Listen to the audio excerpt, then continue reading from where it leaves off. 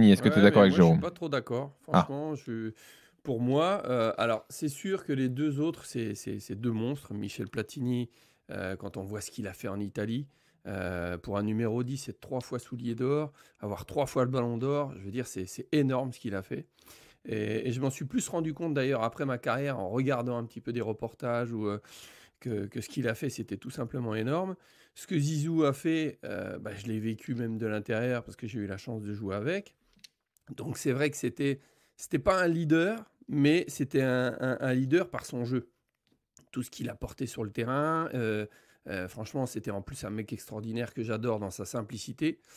Mais par contre, franchement, moi, ce que je vois d'Antoine Griezmann, franchement, je dis, je dis pas qu'on peut le mettre sur le même pied d'égalité que les deux autres, mais franchement, quand tu vois la Coupe du Monde, la dernière Coupe du Monde où on a été en finale en 2022, je suis désolé, mais moi, pour moi, c'est le meilleur français. C'est le meilleur joueur français du mondial. À part sur sa finale où il a mal débuté, et malheureusement, il est sorti prématurément pour moi. Et quand tu parles justement du Capitana, moi je trouve que ça serait. ça aurait été logique qu'il l'ait. Ça Oui, aurait mais il été l'a pas, tout à Tony. fait- Oui, non, mais je sais, mais Et pour moi, je trouve pourquoi? ça pas normal. Je suis désolé.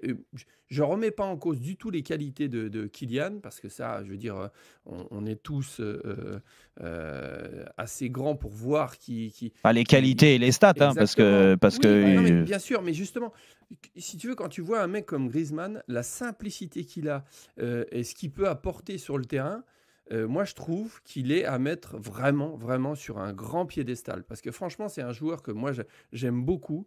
Tu l'entends pas parler, pas d'histoire, pas de vague. mais c'est peut-être ça le problème pour être, Tony, pour être sur la même, la même lignée que les Platini, que les Zidane et tout ça. C'est peut-être ça. Il faut savoir. Avec ça. Je suis pas d'accord. Oui, je suis désolé. Mais moi, s'il faut avoir des histoires dans le football ou alors, tu sais, des histoires. Non, mais je veux dire, ramener, polémiquer. Oui, mais il est timide. Ok, mais c'est pas pour ça. Ça n'existe pas. Ben oui, c'est pour ça.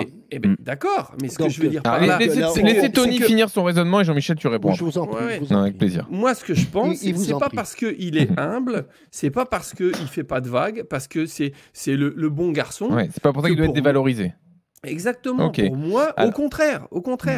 S'il est là aujourd'hui avec cette timidité, avec, je veux dire, cette façon d'être... Je pense pas que ça soit une timidité. J'ai l'impression que Jean-Michel n'était pas du tout d'accord, notamment sur le passage où Tony disait que c'était le meilleur joueur français de la Coupe du Monde.